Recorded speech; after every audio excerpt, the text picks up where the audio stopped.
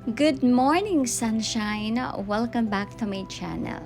So for today's video, guys, this was actually taken last few weeks ago after visiting our new apartment. So we decided to visit Sheboygan Mars.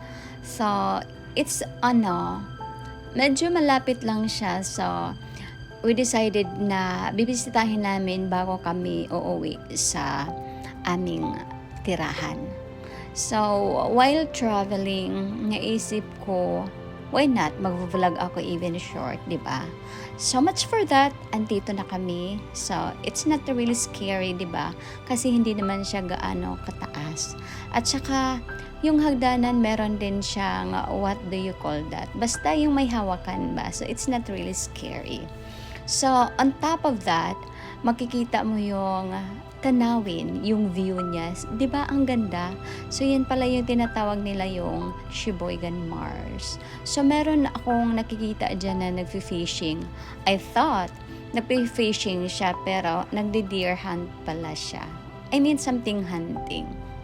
So, that view, it's actually a restaurant. Sabi nga niya sa akin, we ate that place. I mean, kumain kami dyan sa place na yan. And I can't remember when. So, look at the view, guys. Me, as a nature lover, talagang na-appreciate ko yung mga ganyang view. Ganyang mga nature. Sobrang saya. Saya ko kapag pumunta kami sa mga ganyang lugar. Kasi naman, talaga super siyang ganda, di ba? So, yeah, I'm so happy na bumisita kami dyan. And that's it. Thank you for watching, guys. Bye!